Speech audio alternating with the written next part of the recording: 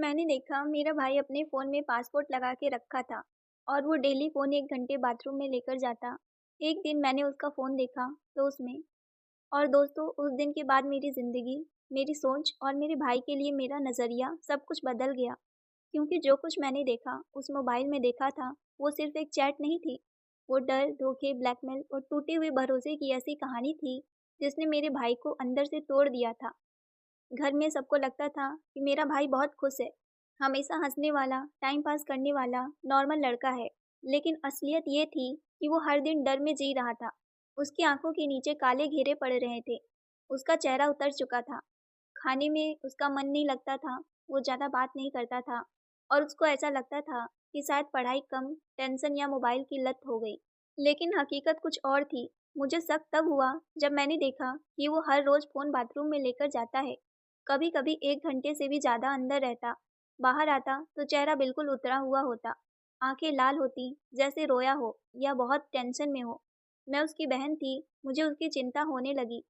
एक दिन जब वो सो गया, तो मैंने उसका फ़ोन देखा।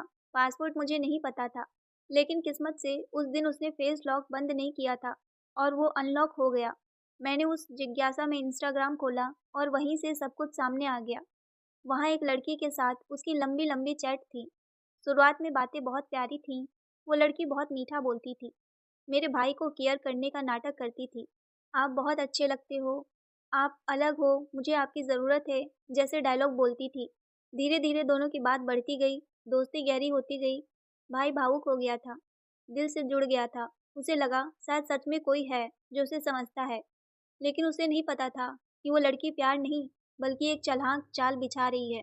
कुछ समय बाद उस लड़की के तेवर बदलने लगे। पहले वो मीठी बनती, फिर अचानक रूड हो जाती, फिर रोने का नाटक करती, फिर कहती घर में समस्या है, पैसे की ज़रूरत है, फिर भावनात्मक ब्लैकमेल करने लगी।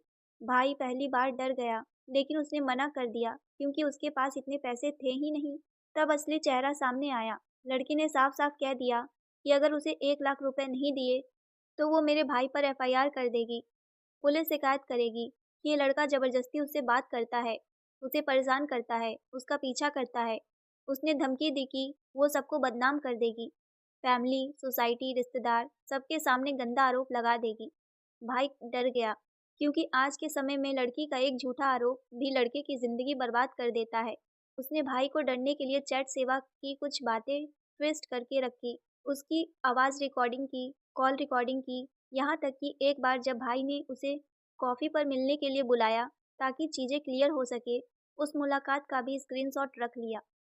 भाई को लगा कि आमने-सामने बात होगी तो सब ठीक हो जाएगा, लेकिन उसको क्या पता था कि वो लड़की चालाक थी। उसने उसी मुलाकात को अपनी धमकियों का हथियार बना लिया। इसके बाद रोज़ वो नई धमकी देती, कभी कहती पुलिस जाऊँगी, कभी कहती तुम्हारे घर बताऊँगी, कभी कहती सोशल मीडिया पर पोस्ट डाल दूँगी कि ये लड़का मुझे परेशान करता है। भाई हर रोज़ टूटता जा रहा था। यही वजह थी कि वो फ़ोन बाथरूम में लेकर बैठ जाता, क्योंकि वो चाहता था कि घर वालों को कुछ पता ना चले। वो अकेले सारी तकलीफ़ें झेल रहा था, रोता था, डरता था, लेकिन किसी को बताने की हिम्मत नहीं जुटा पा रहा था। जब मैंने ये सब पढ़ लिया, तो थोड़ी देर के लिए मैं भी डर गई। गुस्सा भी आया कि उसने इतनी बड़ी बात मुझसे क्यों छुपाई। लेकिन फिर मुझे ये महसूस हुआ कि वो अकेला कितना दर्द झेल रहा होगा। मैंने उसी वक़्त तय कर लिया कि वो अकेला नहीं रहेगा। मैं उसकी बहन हूँ और उसके साथ खड़ी रहूँगी। अगले दिन मैंने उसे प्यार से बैठकर बात की। पहले तो वो डर गया कि मुझे कैसे पता चला, फिर उसे लगा शायद मैं उसे गलत समझूँगी।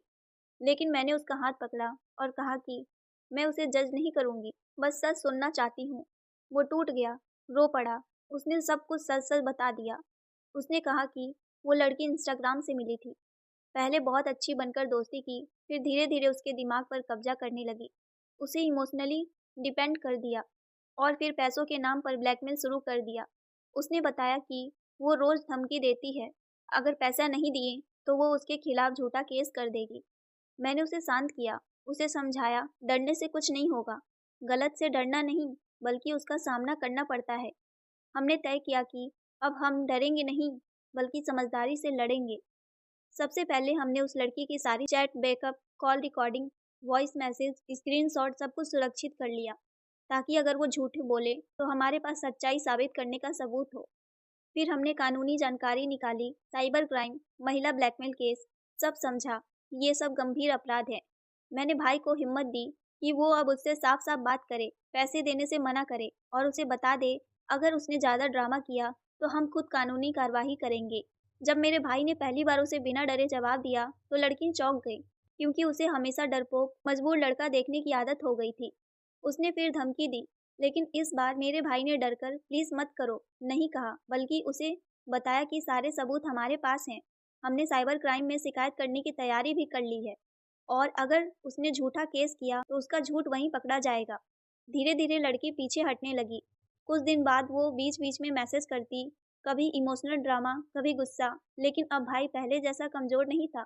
अब उसे पता था कि वो अकेला नहीं है, उसकी बहन उसके साथ है, सच्चाई उसके साथ है और कानून ही उसकी रक्षा करेगा। आखिर एक दिन वो लड़की अचानक शांत हो गई। फिर उसने अपना अकाउंट डीएक्टिवेट कर दिया, नंबर बदल दिया और गायब हो गई। शायद उसे समझ आ गया था कि अब वो इस लड़के को ब्लैकमेल नहीं कर पाएगी। मेरे भाई ने उसके बाद ऐसी राहत की सांस ली जैसे शायद महीनों से नहीं ली थी। उसके चेहरे पर फिर से मुस्कान लौटी, उसकी आंखों की घबराहट खत्म होने लगी। उसने मुझे गले लगाया और कहा कि अगर मैंने उसकी मदद नहीं की होती तो शायद वो टूट जाता, शायद जिंदगी भर ये डर उसे खाता रहता। उस दिन मैंने उससे एक वादा लिया कि वो अब किसी अजनबी लड़की पर सोशल मीडिया से इतना भरोसा नहीं करेगा। मैंने उसे समझाया कि हर लड़की बुरी नहीं होती, लेकिन हर कोई अच्छा भी नहीं होता।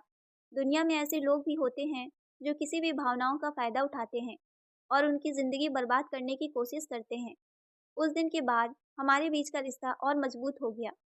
वो अब मुझे हर बात बताता है, मुझे अपनी दोस्त समझता है और मैंने भी ये सीख ली कि सिर्फ लड़कियां ही नहीं, कभी-कभी लड़के भी ब्लैकमेल का शिकार होते हैं, लेकिन समाज के डर से चुप रहते हैं। इसीलिए ये कहानी सिर्फ भाई की नहीं, उन सब लड़कों की कहानी है जो ऐसी स्थिति से गुजर रहे हैं, लेकिन डरकर चुप हो जाते हैं।